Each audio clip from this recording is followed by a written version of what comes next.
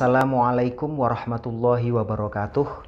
Sahabat muslim yang dirahmati Allah, kali ini saya akan memberikan panduan bagaimana kita itu bisa melaksanakan sholat secara sempurna dan khusyuk. Karena akhir-akhir ini, di zaman sekarang ini, karena seringkali banyak pikiran, banyak rencana, banyak program, dan seterusnya, maka semakin dibutuhkan bagaimana kita ketika menjalankan kewajiban kita, yaitu sholat 5 waktu, itu bisa dijalankan secara sempurna dan khusyuk. Berikut adalah panduannya.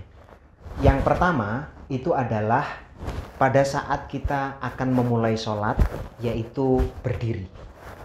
Nah, posisi berdiri kita itu adalah posisi berdiri tegak, tidak membungkuk, tidak ke belakang, tidak miring ke kanan, ataupun miring ke kiri. Jadi posisinya adalah berdiri tegak dengan tangan diluruskan. Nah, sebelum memulai tentu akan banyak godaan pada saat kita melakukan sholat. Salah satunya adalah godaan setan.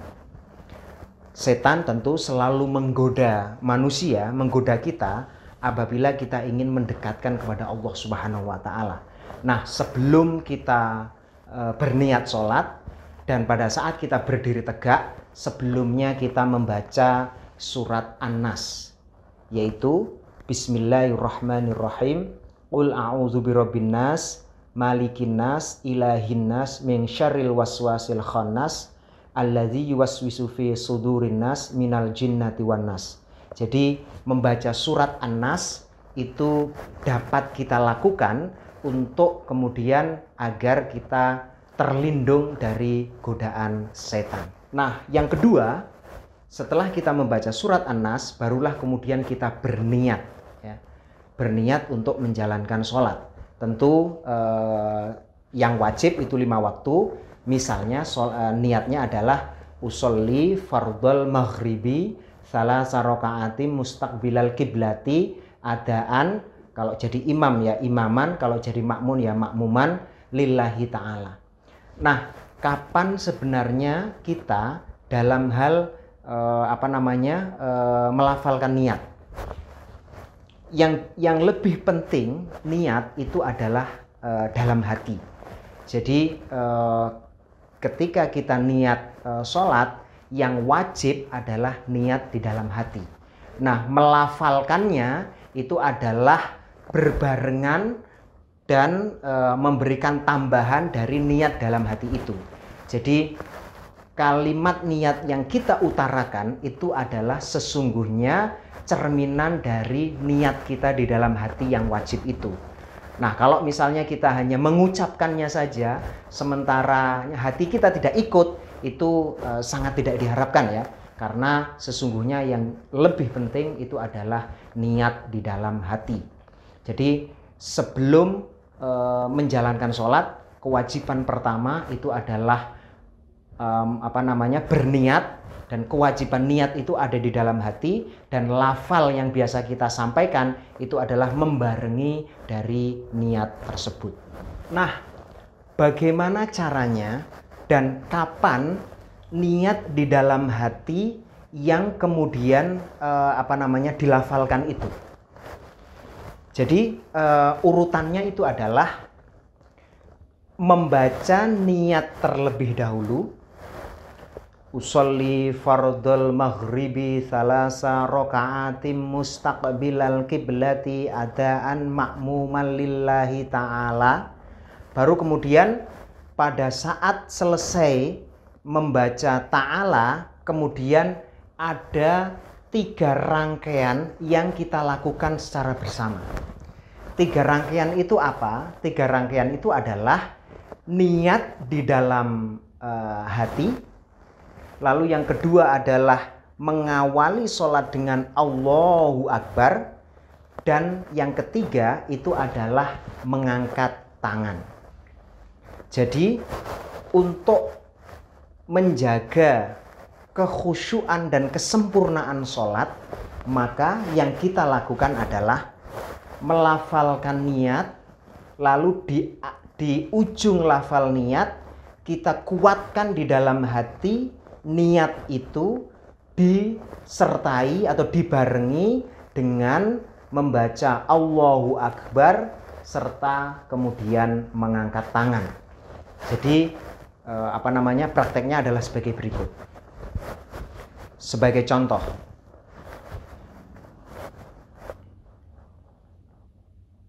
usolli fardul maghribi thalasa raka'atin mustaqbilal qiblati imaman lillahi ta'ala. Allahu Akbar. Sahabat muslim yang dirahmati Allah, dengan 3 aktivitas dalam satu tempat itu akan semakin membuat kita untuk lebih konsentrasi, untuk lebih menghadapkan diri kepada Allah pada saat kita mengawali kewajiban kita di dalam menjalankan sholat. Nah, pada saat kita membaca Allahu Akbar, mengangkat tangan dan berniat di dalam hati, maka fokus kita itu adalah kepada Allah Subhanahu wa Ta'ala sebagai hamba yang sedang mengerjakan kewajibannya.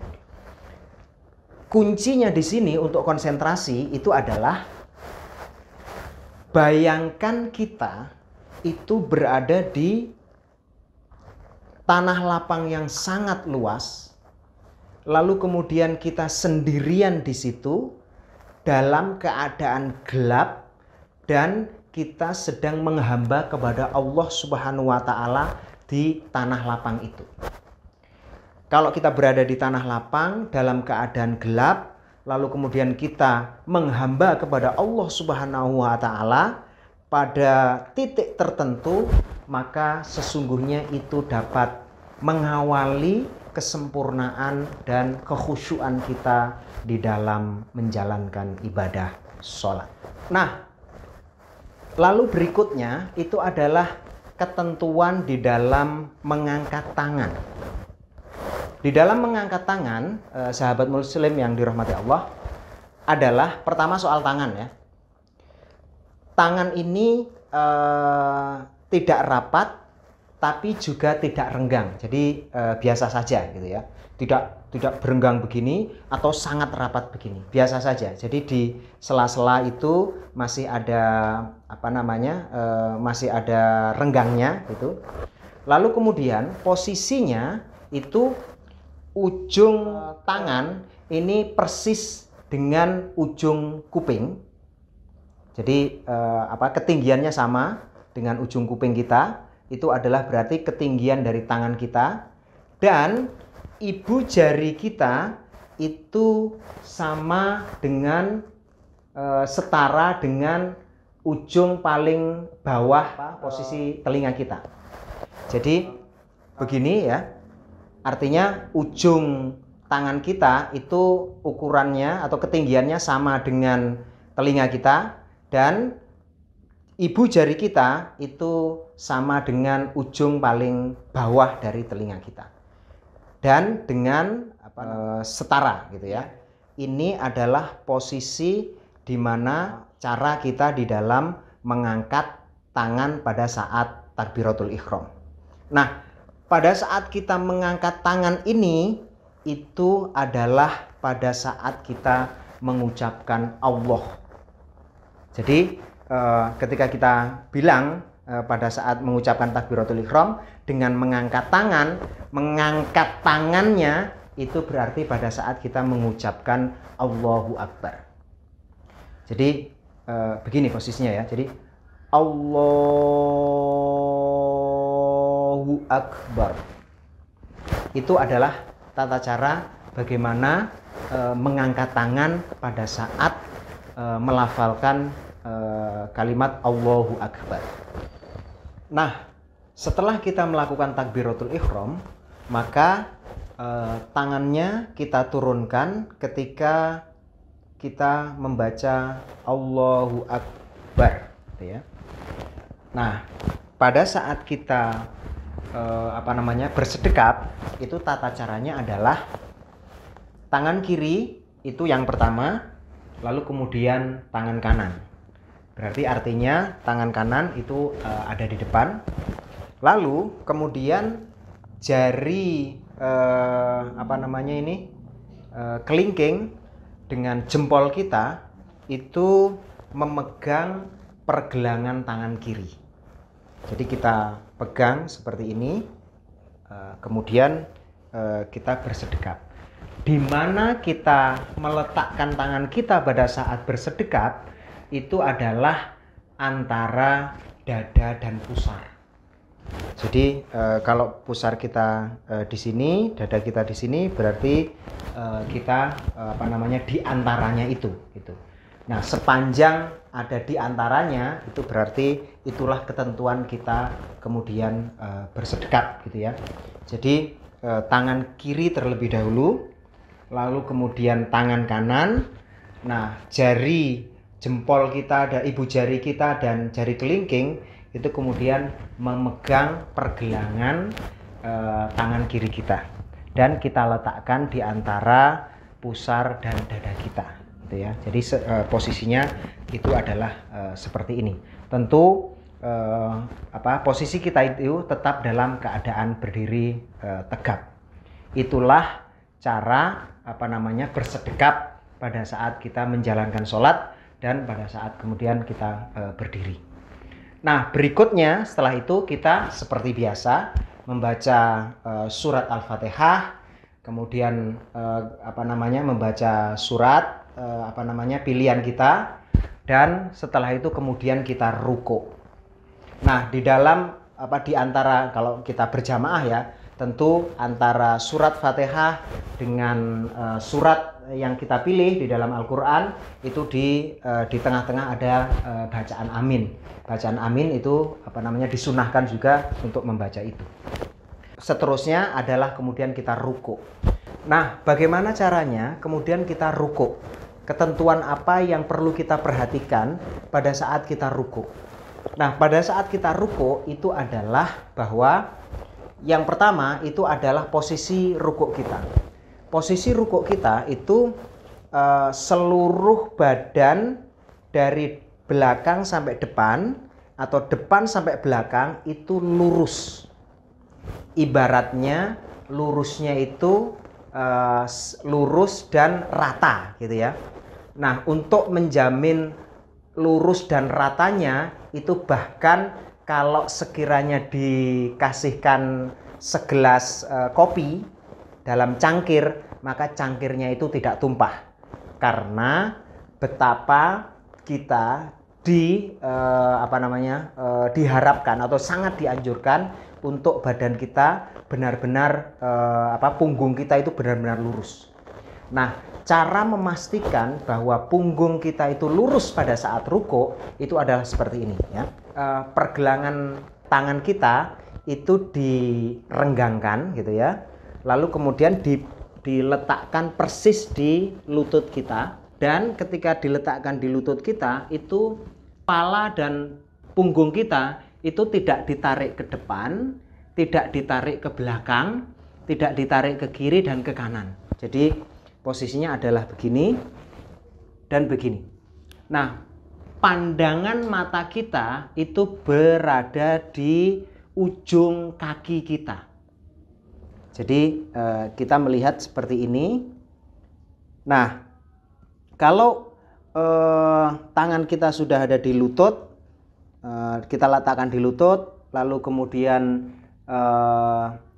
badan kita dirilekskan, tidak dibungkukkan begini, apalagi dibeginikan, rileks saja, dan mata kita berada di ujung kaki kita, maka kemudian ini bisa dipastikan bahwa posisi kita itu benar-benar rukuk yang sempurna, sehingga lurusnya badan kita itu kemudian bisa kita pastikan gitu.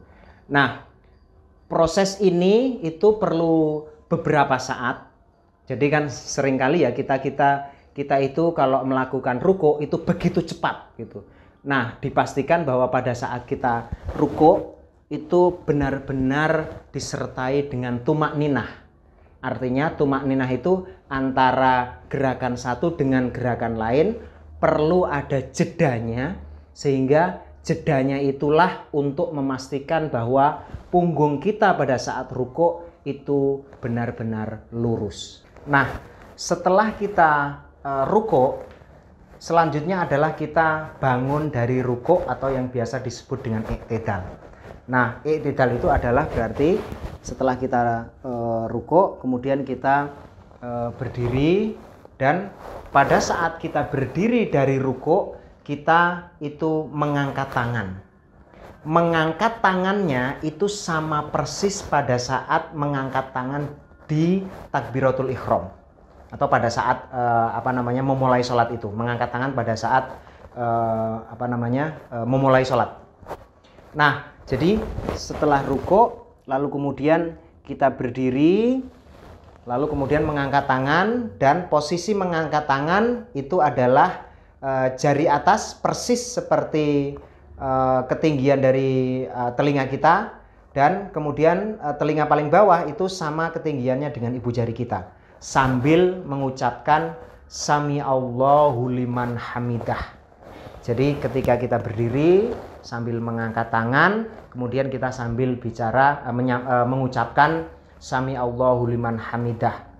Lalu tangan kemudian kita turunkan, kita berdiri tegak, baru kemudian kita membaca Rabbana lakal hamdu mil'us samawati wa mil'ur ardi wa minhu ma syi'ta min syai'im ba'du. Rabbana lakal hamdu mil'us samawati wa mil'ul ardi wa minhu ma syi'ta min syai'im ba'du. Jadi itulah tata cara bagaimana melaksanakan i'tidal. Cara turun dari i'tidal untuk sujud. Setelah i'tidal, tanpa dengan mengangkat kedua tangan secara berurutan, meletakkan kedua lutut, kemudian kedua telapak tangan, dan baru kemudian kening serta hidungnya di tempat sujud. Yang perlu diperhatikan dalam sujud adalah sujud dengan ketujuh anggota sujud, dahi atau jidat disertai hidung menempel atau ditekankan ke tempat sujud, kedua telapak tangan, kedua lutut, dan telapak jari-jari, ujung jari kedua kaki. Dahi harus terbuka, tidak terhalang oleh sesuatu seperti peci, rambut, mukena, dan lain-lain yang menyebabkan semua dahi atau sebagian dahi terhalang oleh sesuatu. Tidak sujud di atas kain atau sesuatu yang dipakai sholat, seperti peci, sorban, baju, mukena, dan lain-lain yang sedang dipakai untuk sholat.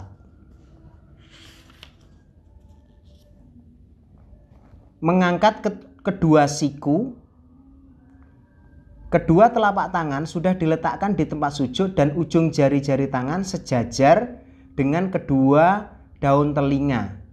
Maka kedua siku diangkat tidak merapat ke badan. Merenggangkan kedua kaki dan jari-jarinya menghadap kiblat. Menghadap jari-jari tangannya ke arah kiblat.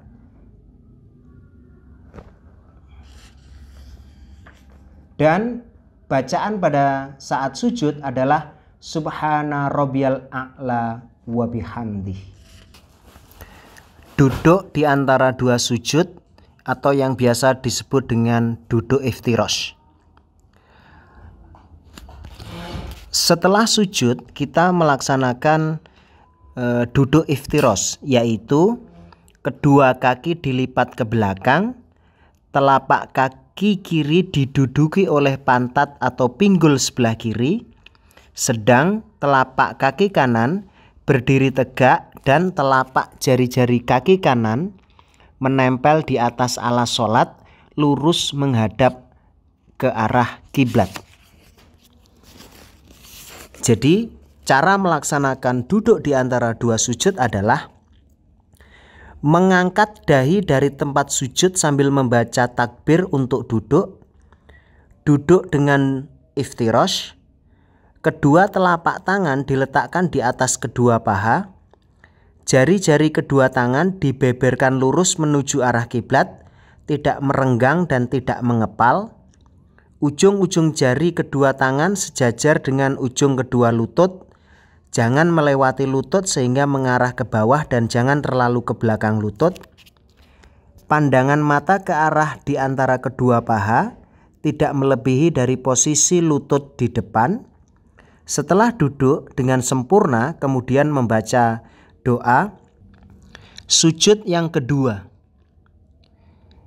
Setelah selesai mengerjakan duduk di antara dua sujud sampai dengan selesai membaca doa, maka kemudian sujud lagi, yaitu sujud yang kedua. Ketika menurunkan kepala untuk sujud kedua disertai membaca Allahu Akbar, demikian juga setelah selesai sujud kedua dan hendak mengangkat kepala untuk bangkit berdiri melaksanakan rakaat kedua juga disertai dengan membaca takbir dan tanpa mengangkat kedua tangan seperti mengangkat pada waktu takbiratul ihram. Adapun cara sujud dan bacaan doa pada sujud kedua sama dengan cara sujud dan doa pada sujud yang pertama. Cara berdiri dari sujud yang kedua. Apabila cara turun untuk sujud dengan meletakkan kedua lutut di alas sholat terlebih dahulu, baru kemudian kedua telapak tangan, dahi, dan hidung, maka sebaliknya untuk bangkit dari sujud yang kedua, pertama yang diangkat adalah dahi dan hidung, kemudian kedua telapak tangan.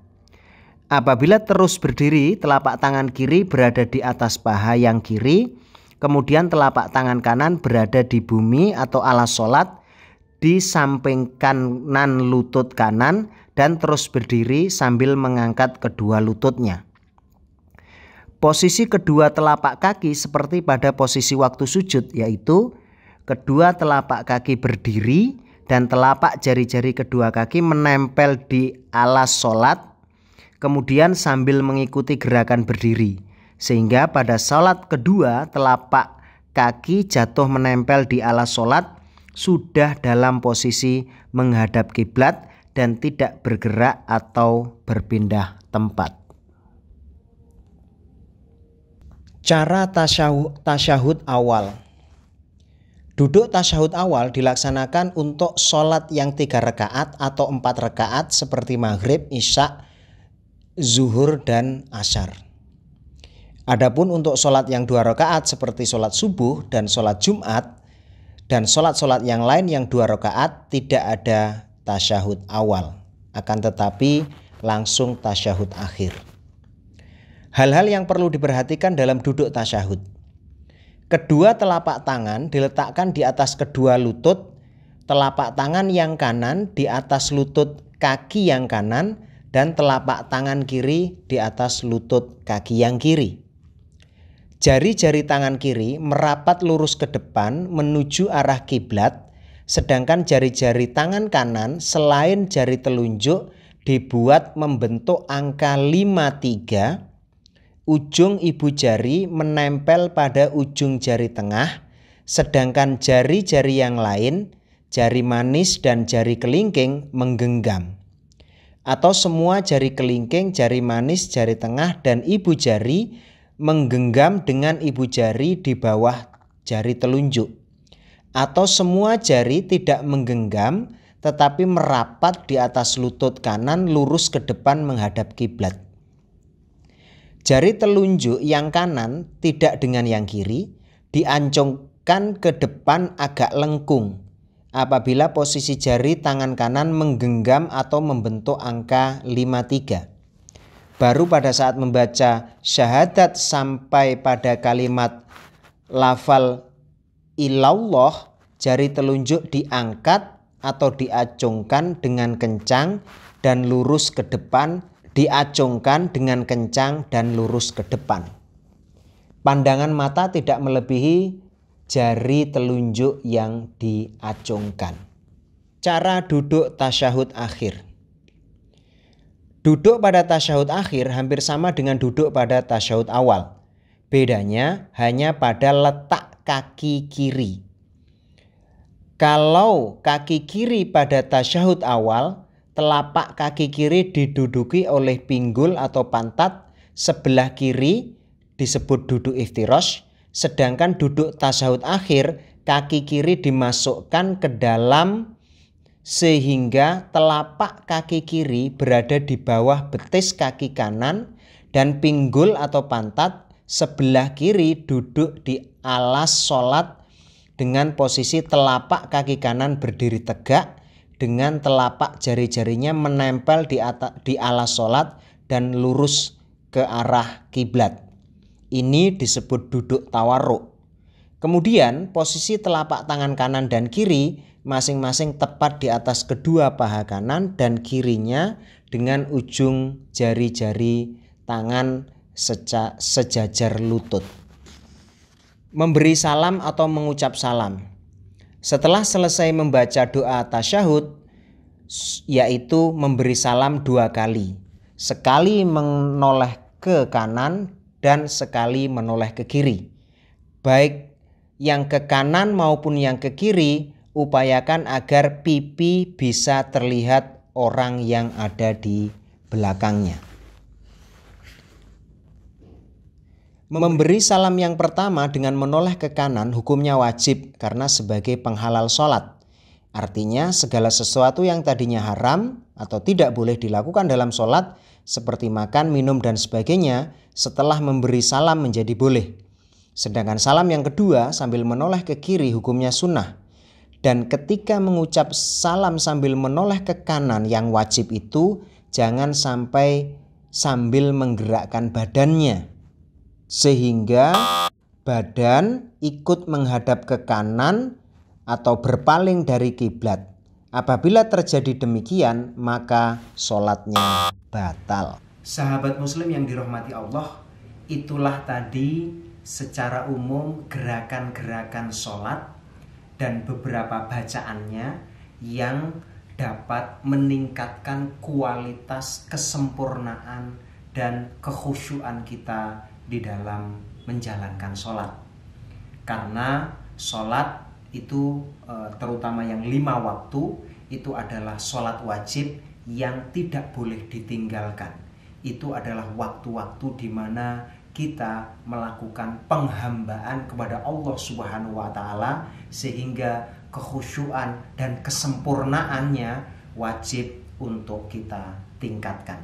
Demikian, mohon maaf bila ada kesalahan. Wassalamualaikum warahmatullahi wabarakatuh.